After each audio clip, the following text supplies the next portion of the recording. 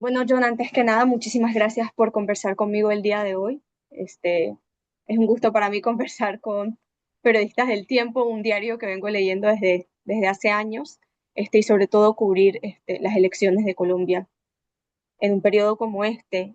Antes que nada, te quería preguntar, ¿cómo se está desarrollando la jornada electoral en Colombia y cuál es el ambiente que han observado en los distintos puntos del país? Claro que sí, Ari. Un saludo desde Colombia. Pues bien, ha sido una jornada tranquila. Yo vengo de visitar varios puestos de votación en Bogotá, donde estoy, y la verdad he visto una afluencia grande de personas. En Colombia están habilitados para votar 41.400.000, poquito más, personas, incluidos los 1.300.000 colombianos en el exterior. Y probablemente tengamos una participación que puede ser histórica, superior al 60%. Normalmente esta votación está en 55, 57, lo cual implicaría que por lo menos 23, 24 millones de colombianos llegarían a las urnas y sería algo muy importante. Hay alguna preocupación en zonas de orden público, pero afortunadamente el dispositivo de seguridad ha sido bueno. Pero igual, o sea, en realidad la afectación de las elecciones no necesariamente ocurre porque no te dejen votar o no te dejen instalar mesas de votación.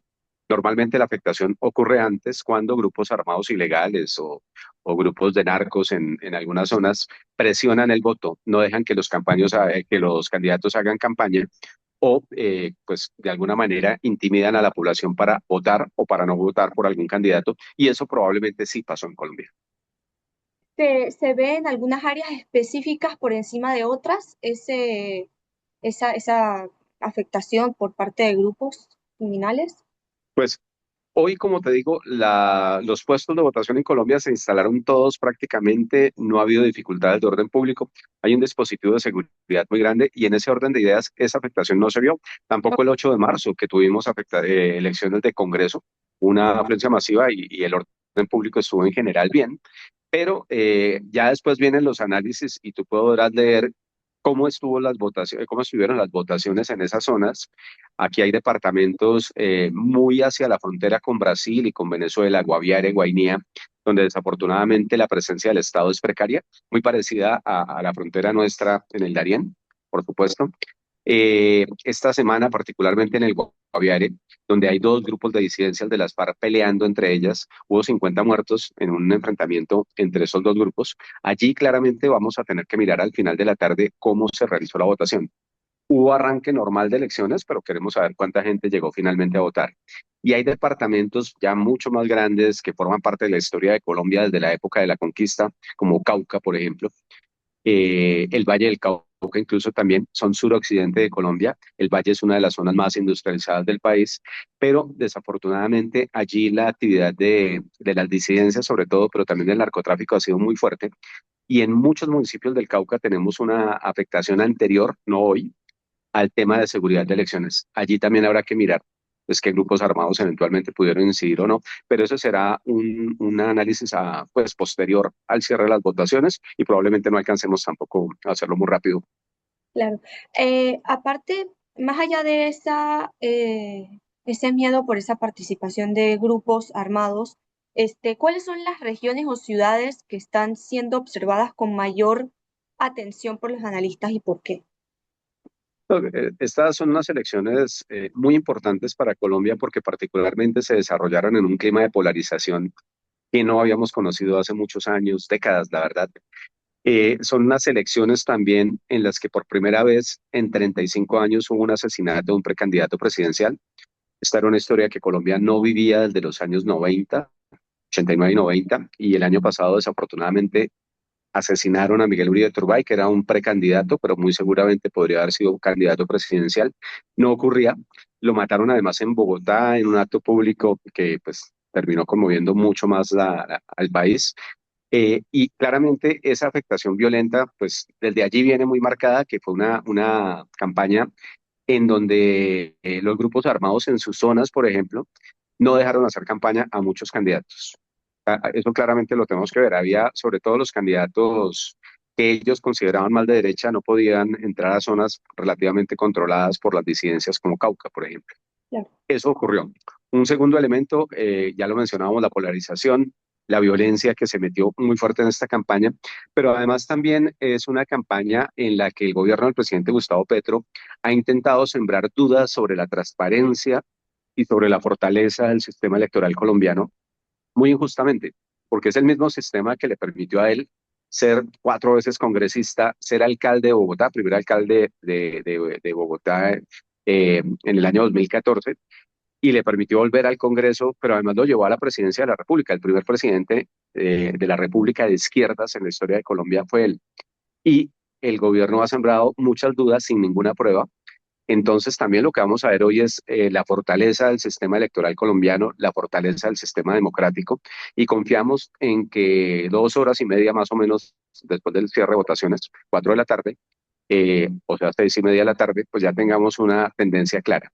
¿Qué se está mirando? ¿Cómo votan las grandes capitales? ¿Cómo vota Bogotá? Bogotá tiene un número importante, 6 millones largos de votantes, eh, departamentos como el Valle del Cauca, como Antioquia, pero sobre todo la costa Caribe. ¿Y por qué la costa Caribe? Porque sumada a la costa Caribe tiene un peso electoral muy grande, pero además porque allá hay una especie de cabeza a cabeza entre Abelardo de la Espriella, que es un candidato costeño, un hombre, un outsider polémico seguramente, inspirado muy en la figura de Bukele también, y es un hombre que está irrumpiendo en la política colombiana, y también en la costa Caribe hay una fortaleza muy fuerte del pacto histórico que es el partido del presidente Gustavo Petro.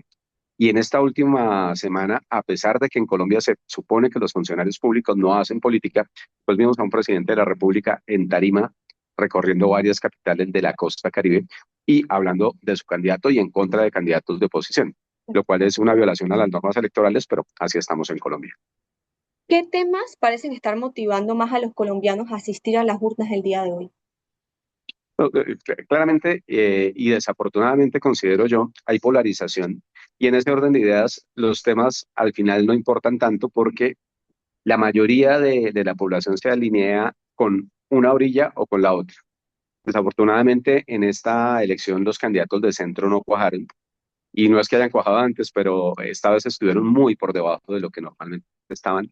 Había dos candidatos: Sergio Fajardo, un hombre que ha tenido 4 intentos de llegar a la presidencia, que ha estado muy cerca y en esta oportunidad está desaparecido en las encuestas. También una mujer como Claudia López, que a pesar de que tiene un origen de izquierda, es un discurso muy diferente del que promovió el presidente Gustavo Petro, también representaba al centro, y entre los dos no llegan al 5% de la intención de votos según las encuestas últimas publicadas hace una semana. En ese orden de ideas, muy probablemente la gente se haya alineado más por razones de continuidad de las ideas del presidente Petro, o la gente que pretende frenar ese proyecto, el llamado progresismo, y creo yo que esa fue la gran división. Pero por supuesto la gente está mirando temas de seguridad. Estamos en una situación muy complicada de orden público. No estamos como en los peores momentos de la guerra en Colombia, pero sí tenemos una regresión fuerte, un deterioro de orden público muy grande, y en muy buena medida asociado a algo que se llama la paz total, que fue la política de paz del presidente Gustavo Petro, que fue muy mal planeada y peormente ejecutada. Y también tenemos, por supuesto, mucha discusión sobre el tema de la salud, porque el gobierno pretendió cambiar un modelo que en Colombia relativamente funcionaba con problemas, pero yo les puedo decir que en Colombia el 99,8% de la población está cubierta por la salud. Eso no son números sencillos de igualar en ningún lado. Y sin embargo, el gobierno pretendió arrancar de nuevo con un modelo mucho más estatizado, y tenemos una crisis por cuenta de ese ensayo muy difícil. Y creo yo también que al final la economía va a empezar a jugar tal vez más para la segunda vuelta. ¿Por qué? Porque ya se están sintiendo algunos efectos económicos de medidas tomadas por el gobierno que tienen tinte populista. La más reconocida y la más clara, un aumento del 23% del salario mínimo, cuando el aumento de la economía, el crecimiento real, pues estuvo por debajo del 3%. Claramente eso le cae muy bien a un sector de la población, pero al final termina reventando la economía, y eso ya lo empezamos a ver. Claro. Bueno, estamos a 2 horas y media de cerrar lo que es el proceso de votación. Este, a esta hora de la jornada, ¿se puede dar alguna lectura o indicios de cómo se ve el panorama en cuanto a los candidatos o todavía estamos muy tempranos para entender eso? No, en Colombia claramente lo que son los conteos empiezan después de las 4 de la tarde, no hay sondeos a boca de urna, por lo tanto no hay posibilidad de hacer ese tipo de elucubraciones, y además sería muy irresponsable. Lo que yo estoy viendo es una participación grande, por lo menos en Bogotá, y me lo han reportado así en otras zonas del país. Y lo que decían todas las encuestas es que probablemente vamos a tener una segunda vuelta. Hoy, 31 de mayo, es la primera vuelta presidencial en Colombia. Si alguno de los candidatos tuviera el 50 de los votos más uno, pues sería presidente de una vez. Pero lo que nos decían las últimas encuestas es que el que estaba más cerca era Cepeda y estaba con el 43, 44 y bajando. Entonces, muy probablemente no va a haber nadie que saque más de la mitad más uno y tendremos esta misma jornada en 3 semanas, el 21 de junio. Claro. Abelardo de la Espriella ha sido uno de las figuras más comentadas de esta campaña. ¿Cómo logró posicionarse en la conversación nacional y por qué sectores del electorado parecen identificarse con su discurso, desde tu punto de vista? Pues mira que Abelardo de la Espriella es un outsider de la política, es un hombre que viene del mundo del derecho, es un abogado, pero además también en algún momento uno podría considerarlo también un outsider, no del derecho, pero sí de la manera de hacer derecho en Colombia, porque fue un abogado que rompió moldes, un abogado que hacía publicidad, que se promocionaba mucho más parecido al abogado gringo que a los abogados muy formales que hemos tenido en Colombia. En ese orden de ideas era un hombre muy polémico desde hace mucho tiempo.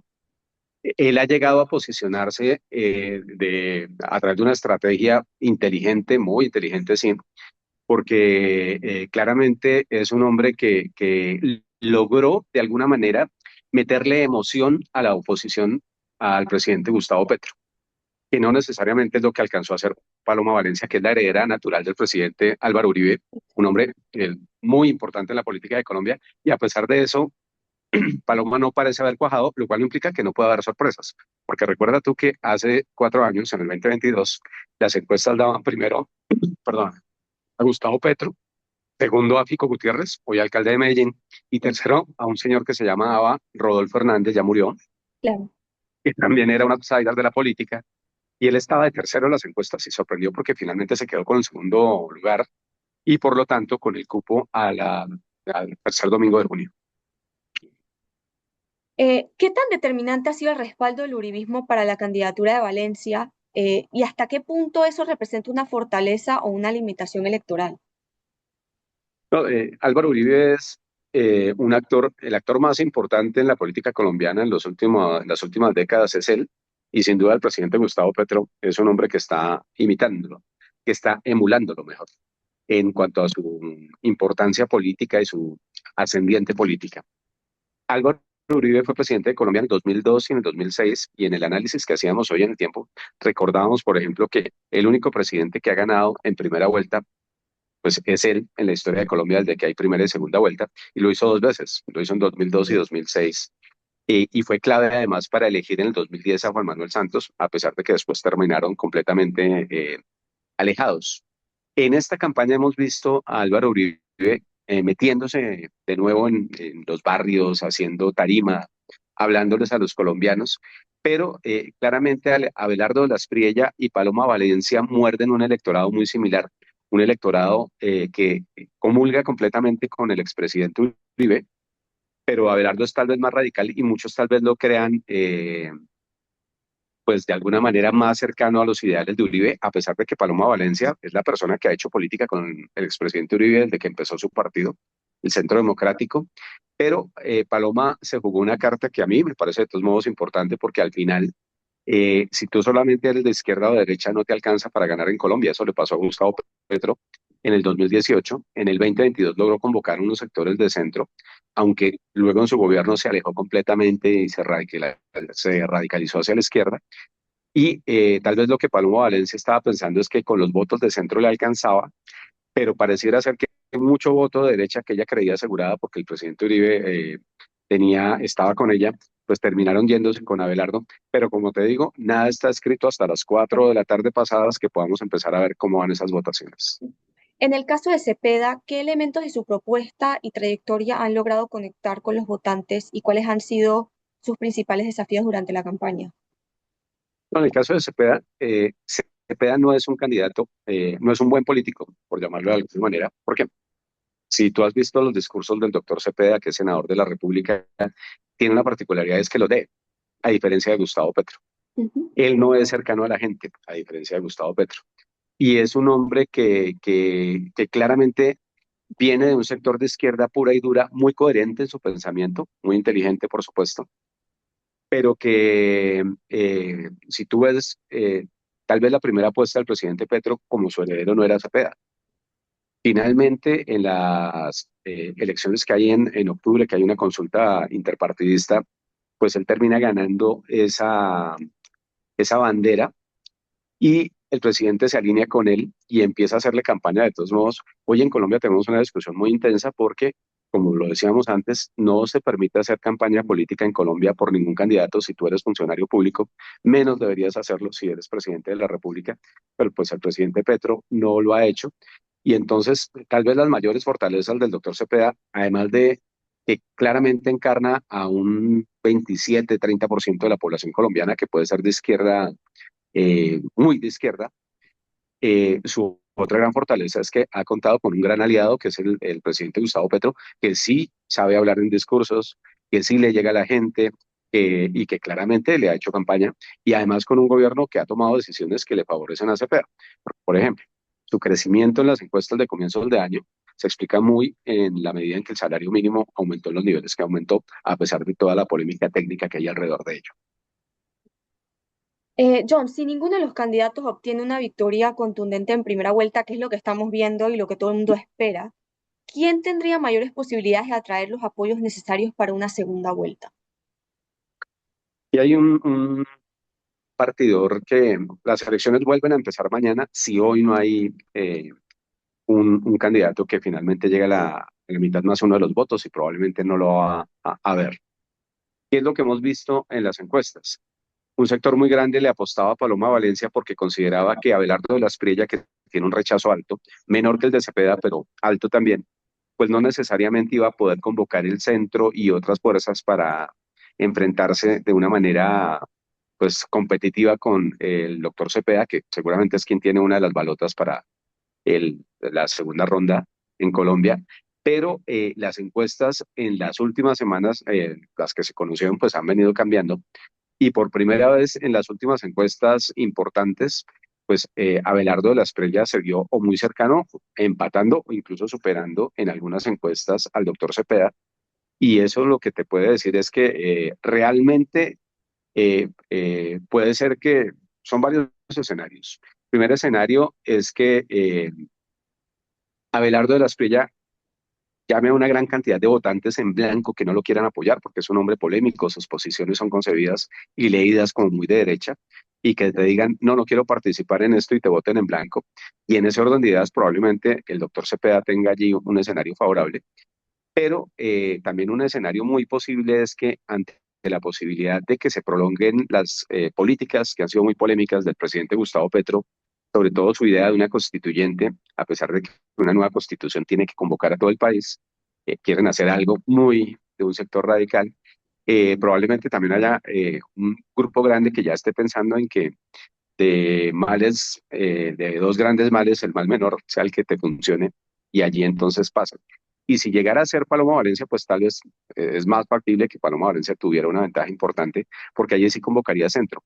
El candidato vicepresidencial de Paloma es un hombre que es Juan Daniel Oviedo, un hombre abiertamente declarado homosexual, defensor de ese tipo de los derechos de esa población, un hombre muy apreciado y muy admirado por los colombianos también por su carrera técnica, por su inteligencia, y Oviedo atraería mucho sector también de centro. Así que como te digo, si hay segunda vuelta, todo empieza mañana, pero allí vamos a ver qué ha pasado con la campaña de Cepeda. Cepeda está llamando a ganar en primera vuelta porque eventualmente puede que estén temiendo un escenario como los que ocurrieron como el de Chile, donde tuviste que finalmente los candidatos de derecha y de centro derecha, y no necesariamente incluso algunos de izquierda que creen que el proyecto del presidente Petro puede ser peligroso para la democracia colombiana, terminen apoyando a cualquier candidato que no sea el del gobierno.